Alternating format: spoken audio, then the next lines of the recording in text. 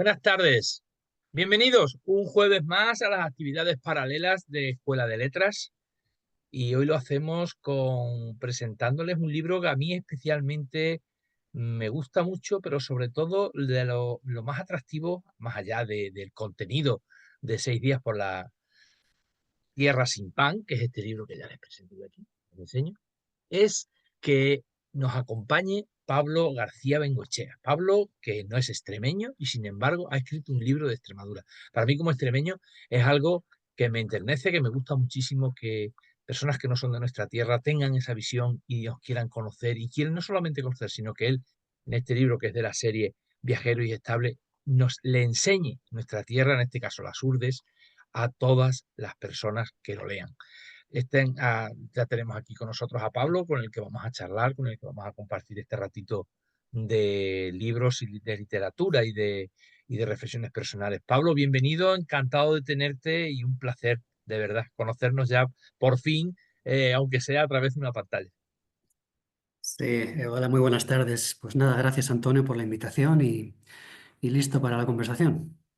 Les decía yo a los televidentes que el libro 6 días por la Tierra sin Pan es un relato de un viaje en el que documentas una caminata de 6 días por la comarca de las Urdes y haces alusión directamente a ese documental de Luis Buñuel, perdón, de Luis Buñuel de 1932, el de Las Urdes Tierra sin Pan, y estableces un diálogo entre la realidad de esa comarca en la actualidad, en el siglo XXI, y su legendaria imagen histórica de atraso, su desarrollo, en fin. ¿Qué te movió o cuál es el vínculo para que decidieses escribir Bueno, sobre las pues Urdes? fueron como un par de factores simultáneos, ¿no? Se ha quedado congelada. Creo que tenemos problemas con la imagen. Por allá, por las Urdes, por Azabal, eh, a la que fui a visitar. Ya el primer contacto con Azabal de alguna manera ya me inspiró, ¿no? Un poco la idea de poderme dar una vuelta por allá. Obviamente el imaginario de las Urdes sigue siendo muy, muy potente todavía, ¿no? Para los que ya tenemos una edad sigue resonando, ¿no? Como la de esa tierra, ¿no? De atraso histórico, atávica, etcétera, que obviamente ya no está, ¿no? Desde hace ya un buen tiempo, pero sigue ahí todavía, ¿no? Entonces ya entreví un poco la posibilidad de poder, por un lado, hacer dos cosas que me gustan. Una, andar con la mochila al hombro y la otra, escribir.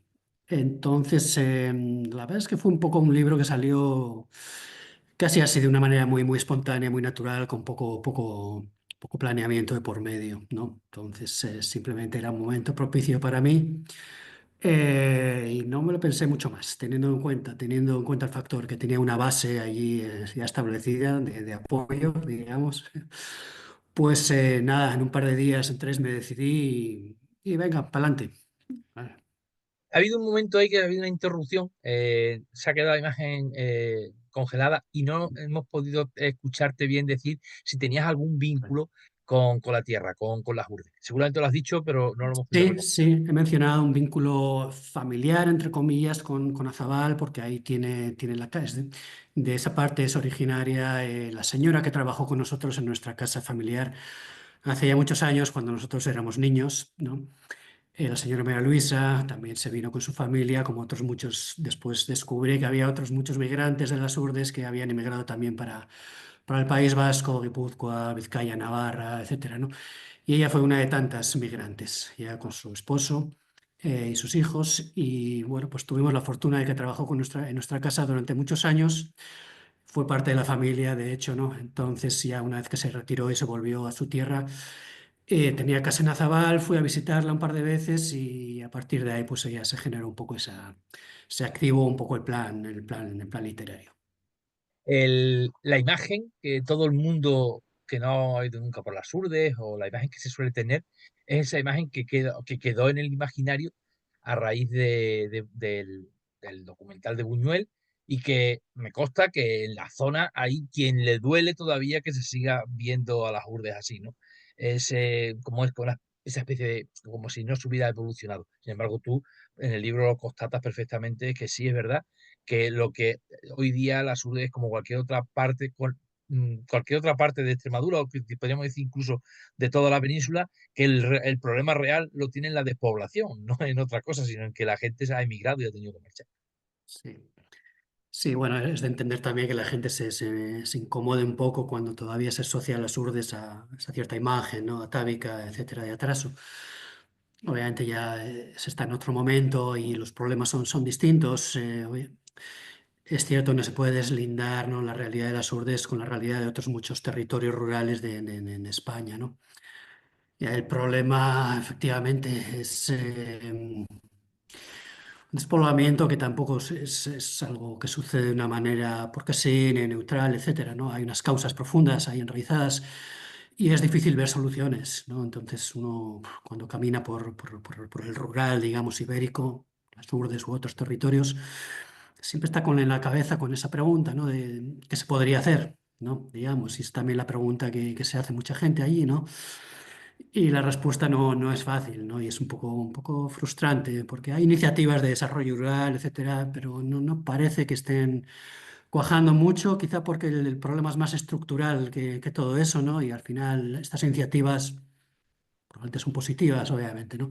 Pero no parece que haya, que estén de la mano de unas políticas, digamos, más consistentes, etcétera, más a largo plazo, más bien pensadas, ¿no? Entonces por ahí no se atisba, digamos, una solución al problema de la España vaciada ahora mismo. Pablo, el libro de viajes es un libro que, bueno, un libro con unas características en concreto. A lo mejor hay quien piense que el libro de viajes es la guía de turismo, una guía puede pensar alguien, ¿no? Que esa guía de turismo en la que te van contando, coges la carretera tal, al lado derecho te sale allí el restaurante con 2 estrellas Michelin. No, en este caso, tu libro de viajes es lo que es un libro de viajes, en el que mezclas ese caminar que tú lo hiciste o ese deambular que tú lo haces a pie y las reflexiones, que es algo que a mí me gustó mucho desde el principio, sobre todo porque lo cuentas como en eres casi un narrador omnisciente, aun contándolo en primera persona, ¿no? Pero que vas, mm, vas narrando casi tus propios sentimientos también, ¿no? Sí, bueno, eso estaba claro desde el principio, ¿no? O sea, siento defraudar a quienes esperen una retahíla de lugares turísticos y monumentos para visitar, porque no se trata de eso, ni mucho menos. De hecho, no hay nada de eso en el libro, ¿no? Obedece un poco más a mi, digamos, vocación o a mi sensibilidad como viajero, etcétera, ¿no? Además, mi profesión es de antropólogo y también por ahí, obviamente, las preguntas que uno se hace son de distinto tipo, ¿no? Entonces, sí,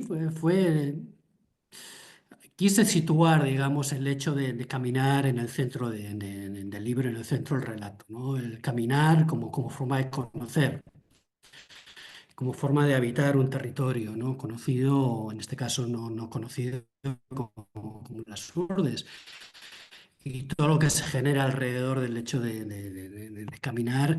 Y un caminante no tenía prisa, ¿no? Me pude tomar esa semana para mí, tranquilamente, y bueno, y jugar un poco, tiene un poco de experimentar también, eh, qué es lo que te sugiere el paisaje, qué te sugiere el encuentro con los habitantes de este territorio, lo que te cuentan, sus narrativas, etcétera, ¿no?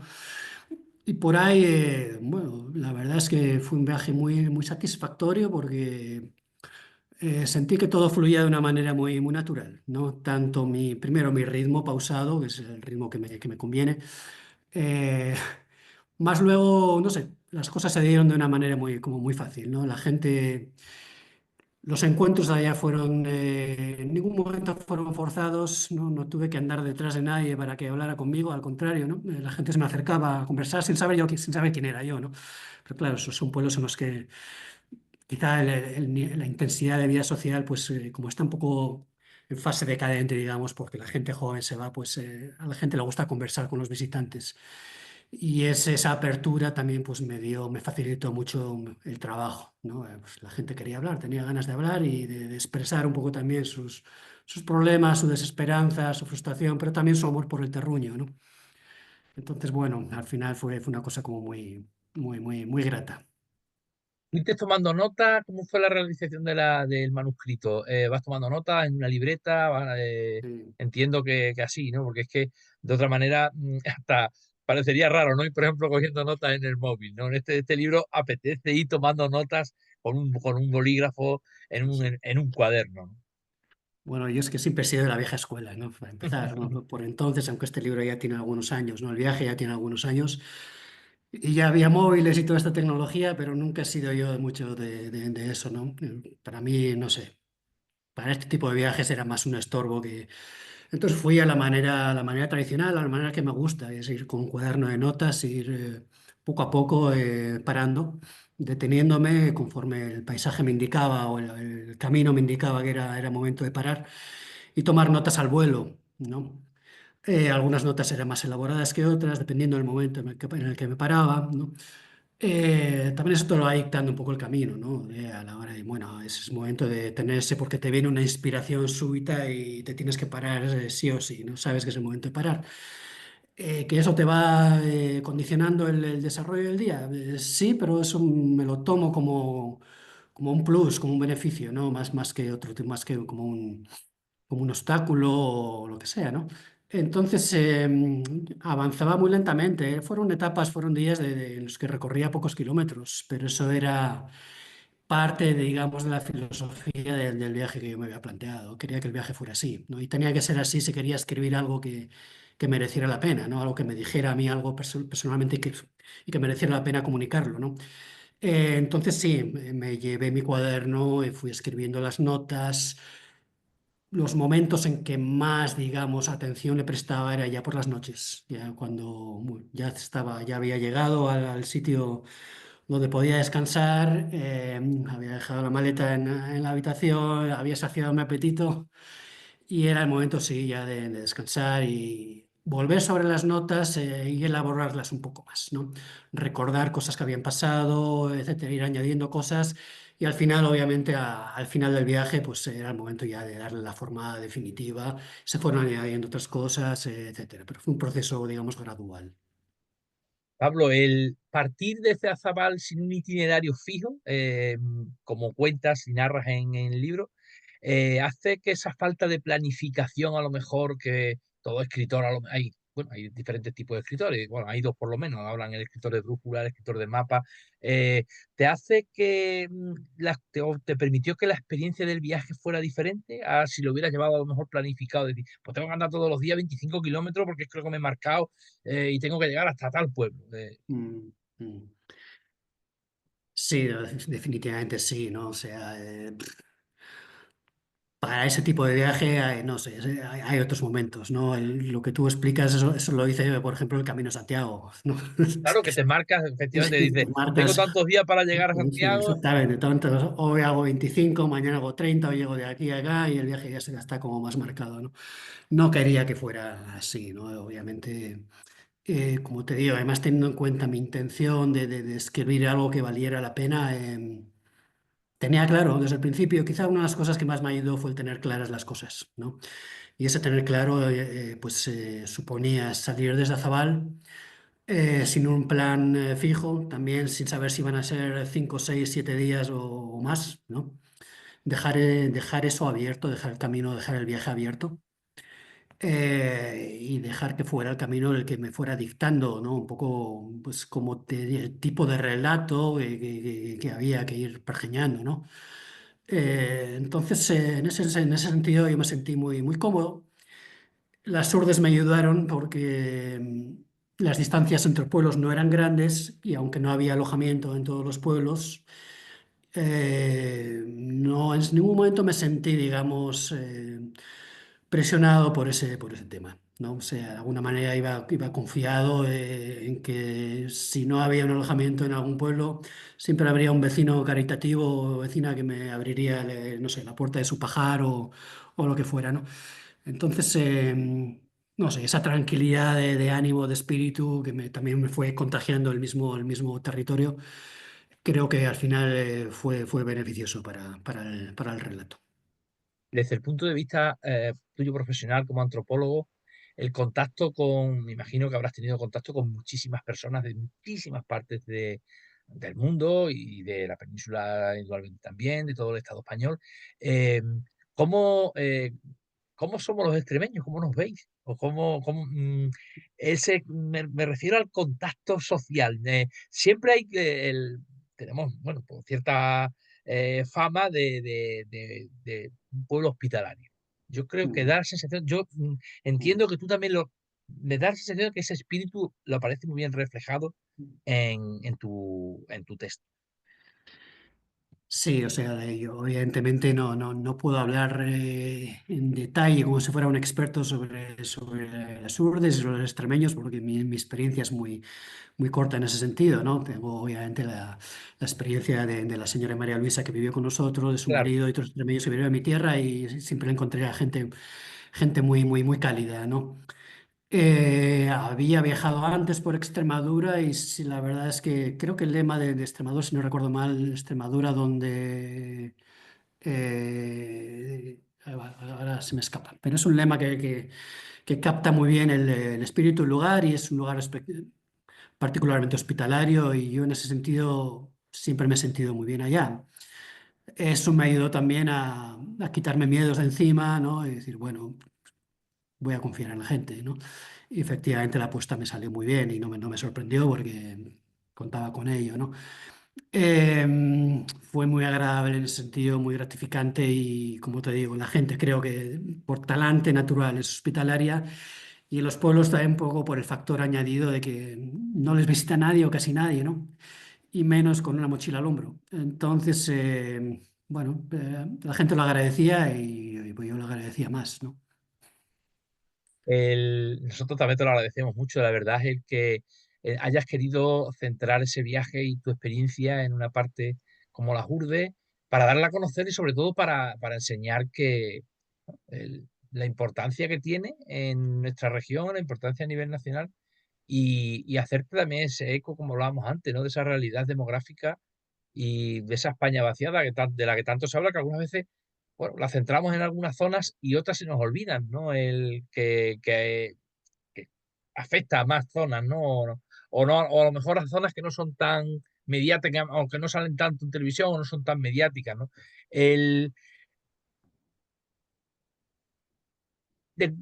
hay una cosa que me llamó mucho la atención también en la lectura del libro y es cómo afrontas las dificultades que encuentras a lo largo de ese viaje. Las dificultades me refiero tanto física como momentos de duda, ¿no? Cuando hay la subida al Cabroncino, el tramo de A Vegas de Coria o la ruta del Horcajo, ahí eh, son también desafíos, ¿no? Para el caminante, superar esas barreras o superar esos momentos a lo mejor más de zozobra, porque también hay que ser valiente. Te pones en carretera, te pones a andar en una zona en la que a lo mejor no hay una buena comunicación de autobús de línea o no hay, llegas a un sitio y no hay un taxi esperándote como en una ciudad grande o en un sitio y te puede surgir cualquier contratiempo y solamente tienes tus pies, tus piernas y el cansancio que ya llevas acumulando.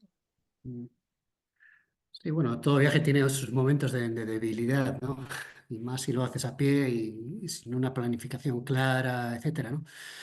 Pero como te digo, aunque sí que hubo momentos más complicados que otros, más sensibles, ¿no? Incluso de pensar en algún momento en regresarme a Zabal, ¿no? Al principio, ¿no? Eh, Creo que son momentos inevitables, ¿no? Entonces tú cuando sales con tu mochila al hombro a caminar sabes que vas a tener ese tipo de momentos, ¿no? Sabes incluso que a lo mejor no vas a poder completar tu viaje también, o sea, no, creo que no hay nada, tampoco no hay nada malo en ello, ¿no?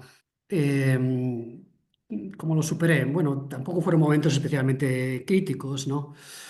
Quizás el peor momento fue el último día por la parte de Horcajo, porque iba con las fuerzas ya bastante menguadas, las piernas cansadas, el terreno era muy inestable y aquella parte era particularmente aislada, ¿no? Entonces sí recuerdo que por un momento me sentí, bueno, si me caigo aquí o me quedo aquí colgado, es muy mal lugar para quedarse colgado porque no hay, aparte no lleva, en fin, va a ser difícil el socorro. Pero no sé, de alguna manera vas confiado, vas confiado. Entonces, porque si no vas confiado no sabes, ¿no? Si no te metes en este berenjenal, ¿no? Entonces, por un lado, esa confianza que tienes y por otro lado, a medida que pasan los días, se genera como una dinámica, como una inercia en la que tú vas descubriendo y vas reconociendo que pase lo que pase, la cosa va a salir adelante, ¿no? Vas a salir adelante, ¿no? Más luego no era el primer viaje que yo hacía un poco de esas características, ¿no? Tampoco era la primera vez que enfrentaba dificultades. Entonces, como te digo, ¿no? Ahí hay un pozo, ¿no? Que se va generando a lo largo de una carrera, entre comillas, de viajero, de caminante, y sabes que de alguna manera u otra al final siempre se sale adelante, ¿no? Entonces, bueno, pues con eso en la mochila hasta donde te lo plantees. Estos encuentros, Pablo, los hacemos dentro de unas actividades paralelas que hay en Escuela de Letras, que se hace para unas actividades con alumnos de AUPEX, muchos de ellos, pues, con la mira puesta también en escribir, en ser escritores o perfeccionar ya, que son algunos que ya han hecho su finito y quieren perfeccionar su técnica en la escritura. ¿Qué recomendaciones desde para escribir este tipo de libros? Me refiero. Alguien que diga, oye, te escucha a Pablo y de pues yo mañana me pongo una mochila al hombro y me lío a andar por ahí sin rumbo fijo y con mi cuadernillo y un bolígrafo. Bueno, vamos a parar, Bueno, vamos a parar un poco, vamos a ver, vamos a reflexionar. Probablemente mi primer consejo no sería el de, oye, hacer el mismo tipo de viaje que yo he hecho, ¿no? Probablemente sería el último consejo que yo daría, ¿no? Al contrario, ¿no? Es decir, hacer el viaje o el no viaje que queráis, ¿no? Uno tiene que identificar claramente, digamos, lo que quiere hacer y dónde se ve, en qué momento se ve escribiendo, ¿no? Eh, si hablamos dentro del género de la literatura de viaje, también hay diferentes maneras de escribir sobre un viaje, ¿no? Eh, sí me parece importante, ¿no? A manera de consejo, si quieres, el encontrar la propia voz, ¿no?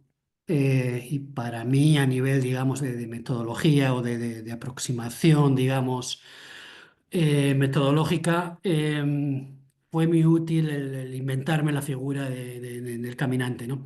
En utilizar la primera persona que había utilizado en otros viajes y no me había ido mal. Pero, no sé, esta vez el cuerpo me pedía, de alguna manera, o identifiqué que me pedía otro tipo de relato, ¿no? De aproximación.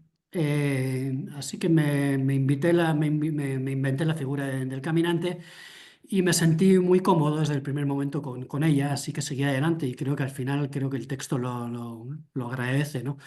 Para mí, como escritor, me sirvió o me ha ayudado para me ayudó a tomar distancia con respecto a mí mismo, ¿no? Y esta distancia creo que ha sido muy productiva, muy fructífera, ¿no? Entonces, no quiero decir que si me pongo a escribir otro libro el día de mañana vaya a utilizar la misma técnica, porque igual lo que me pide es otra cosa distinta, pero para este viaje en particular sí me fue muy útil. Mm, El libro, al que vuelvo de nuevo a mostrarlo, con esta imagen en la cubierta tan bonita. mm. ¿Qué te parece que bueno, era la primera vez que te publicaban te publicábamos en la editora regional de Extremadura? ¿Y qué te ha parecido bueno, no ya más allá de la experiencia? Sé que somos pelín tardones a la hora de poner los libros en funcionamiento, pero bueno, luego después el resultado lo agradece, ¿no? El que nos tomemos seamos tan minuciosos a la hora de la edición, pero y entre tus personas, las personas que te conocen, quienes conviven contigo, o bien en San Sebastián, que es de donde eres natural, o ahora en donde vives actualmente en Navarra, ¿qué te cuentan de la experiencia de cuando han leído el libro, cuando lo han visto, la manera en que... Mm. Pues la verdad es que, mira, entre los amigos la opinión ha sido como casi unánime, ¿no? Es decir, el libro gusta porque es el estilo sencillo, cercano, etcétera, ¿no? Por la realidad que describe, la curiosidad que genera sobre las urdes, etcétera, ¿no? Y a nivel de edición, no han sido pocos los que me han dicho que les ha gustado mucho, que qué cuidada estaba la edición, ¿no? Y fue la primera impresión que yo recibí también, ¿no? Cuando recibí los ejemplares. Y dije, caramba, qué cuidada está esta edición, da gusto, ¿no? La textura, etcétera. Y no te lo digo por halagarte, No, pero es lo verdad. digo como una realidad que ha sido ratificada por amigos, compañeros, etcétera, ¿no? Entonces, mi agradecimiento y enhorabuena por un trabajo muy bien hecho. La colección Viajero Estable es una colección relativamente joven en la editora, no, y va, con poco a poco va adquiriendo pues un peso también entre las colecciones y la verdad es que hasta ahora había estado pues, más centrada a lo mejor en la raya con Portugal. Y sin embargo, este libro sobre las urdes le da también un aporte, ¿no? Le da una nueva visión o le da un nuevo empuje a Viajeros y Estables, que lo cual entiendo que es también el objetivo, ¿no? Que se marcaron quienes me precedieron, que son los que en su momento con el que tú con los que primeros contactas, aunque luego después el libro se haya editado durante esta nueva época y es muy importante, ¿no? Que estas colecciones o esta colección vaya cogiendo peso y sobre todo con libros de calidad, ¿no? O libros que sea una colección que no sea el siglo, como hablábamos antes, la simple guía de viaje, que no sea eso, sino que sea algo más, que tenga esa profundidad que tiene que tener también el libro de viaje como libro de reflexión o libro Sí. que te enseña. Y no solo que te enseña un sitio, un lugar, sino que te enseña algo importante, te enseña al autor que lo ha escrito. No, me parece importante resaltar esa idea, ¿no? Y creo que esta colección va un poco en esa línea, ¿no? Es decir, para mí un viaje a pie es primero un encuentro con uno mismo, ¿ya? A partir de ahí se pueden generar muchas cosas distintas, ¿no? Pero si no existe, digamos, ese primer encuentro, ¿no? Que tiene bastante también de autodescubrimiento, también depende del momento vital que te encuentres, ¿no? Puede ser más fructífero o menos fructífero.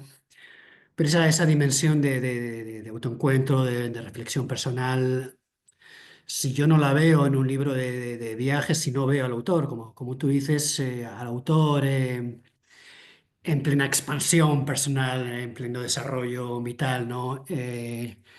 Digamos, en ese diálogo con el mundo que está descubriendo, entonces algo falta ahí, falta algo importante, ¿no? Está muy bien la descripción de los personajes, del paisaje y todo eso, pero siempre que vuelva de algún lado se repliegue de nuevo sobre el autor o la autora, ¿no?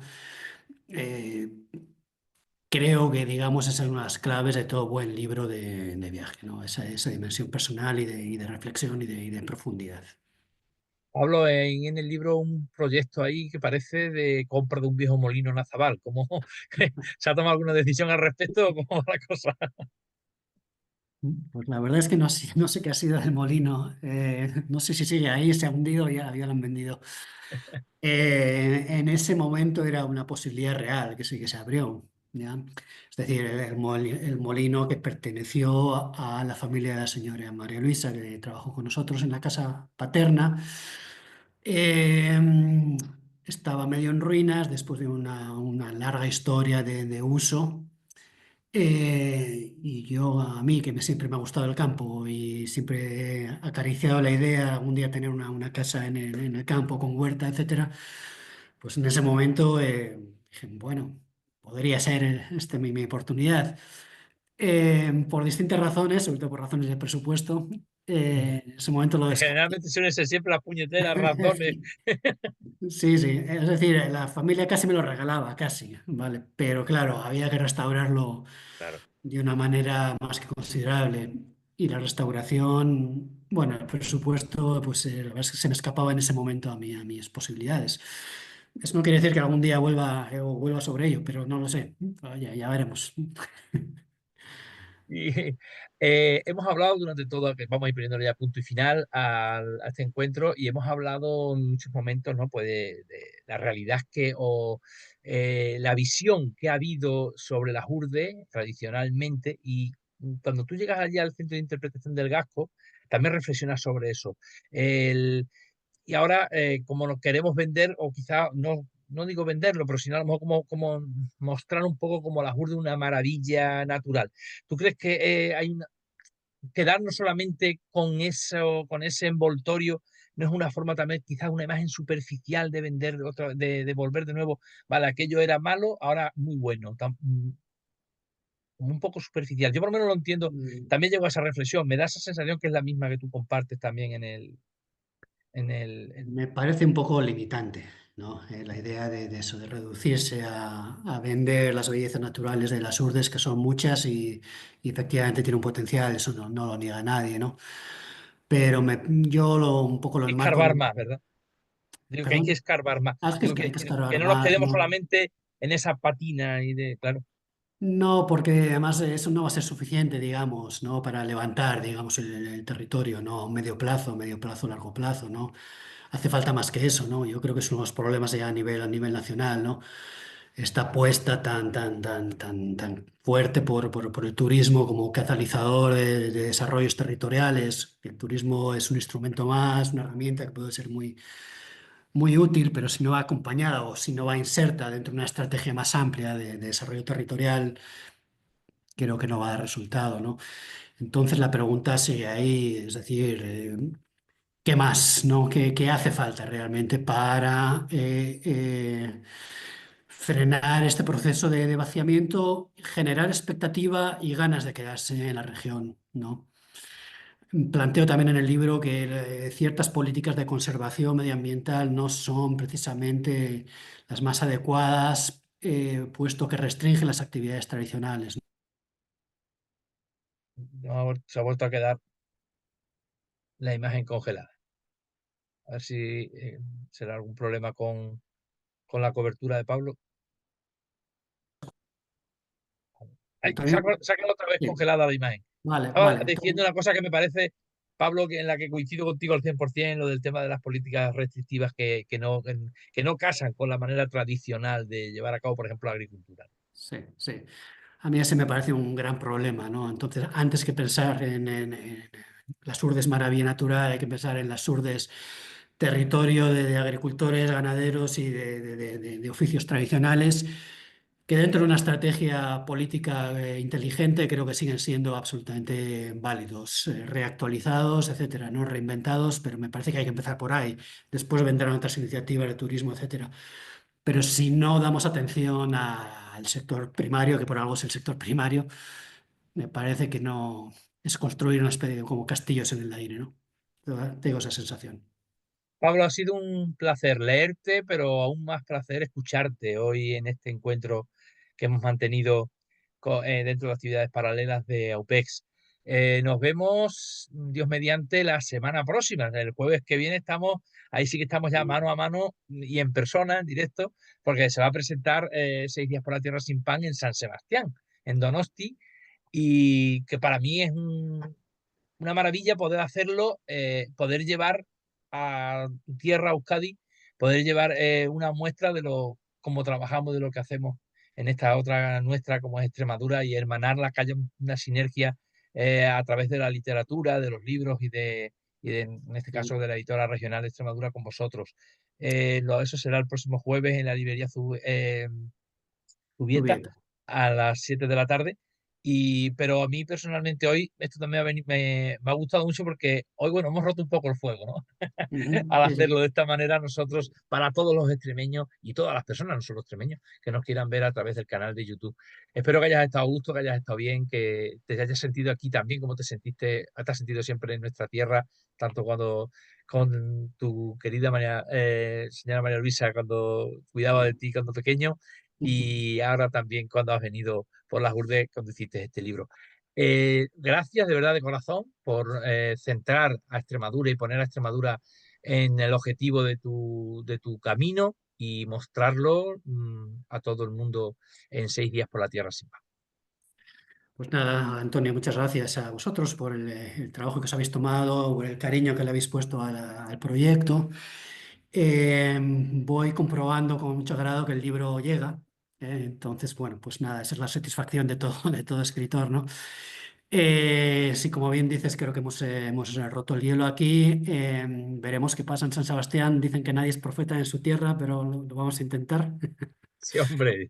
Y, Y nada, pues nada, saludos por ahí a todo el mundo, a los que nos hayan escuchado y nada, ánimo a quien quiera escribir, que merece la pena intentarlo.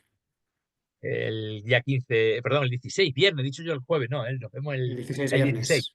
El 16, el 15 me vuelvo ya a ver con todos ustedes, pero en este caso con César Chaparro Gómez para hablar de Precationes Biblicae, el libro de la colección de la Biblioteca de Barcarrota, el facsímil que salía a finales de septiembre de este pasado 2024, en el que se retomaba, después de muchos años, la tradición de sacar en ediciones facsímil la mal llamada, diría yo, ¿no? Biblioteca perdida de Barcarrota, ya que no es una biblioteca como tal, sino un grupo de libros. Pero bueno, de eso ya nos contará que el que más sabe de eso es César y nos dará una haremos una charla como la tan buena como la de que hoy con Pablo y en la que aprendemos tanto. Muchísimas gracias, Pablo, de verdad, de corazón, y nos vemos en Gracias. breve.